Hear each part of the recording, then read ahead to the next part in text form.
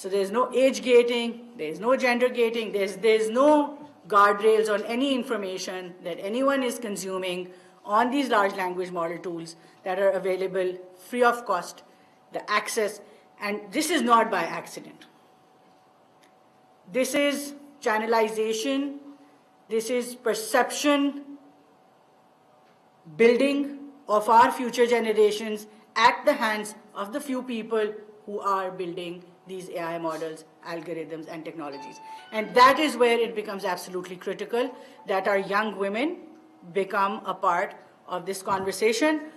They don't remain consumers of these technologies, but actually become builders, shapers, creators, innovators of these technologies that are going to be shaping our economies, yes, but also our societies, our cultural realities, and eventually also how we see religion and things that have been naturally very close to our hearts, very close to how we want how our children to grow up, our generations and our nations to grow up in the future. So schools like and initiatives like these gender responsive schools, एक time था when we used to look at budgets with the gender lens, and it was a big thing and we had to convince everybody to look at budgets with the gender lens. But today, with AI coming in, who's looking at technology from a gender lens? Who's looking at these LLMs and GLMs and SLMs from a gender lens? That has become a bigger question because that eventually shapes the budgets as well now.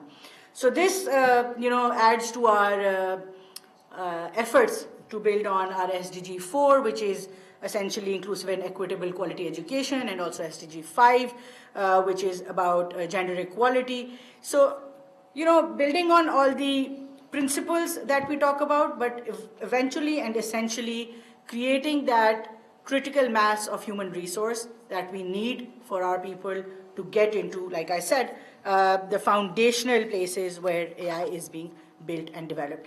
Over the last few years, a couple of years that we've been in office, we've done multiple programs. I've given you the statistics for mobile internet usage. I love the story where the Honorable Prime Minister last year in his Ramzan package decided not to use utility stores as the distributor of the Ramzan package and subsidy. The question and the onus came up to us, and under the leadership and absolute dedication of the Prime Minister, without which it could not have been quite literally possible. I'll tell you why.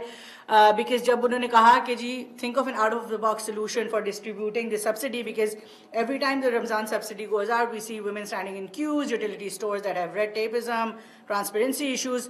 Come up with a new idea. So the new idea only could have been digital payments for targeted subsidy.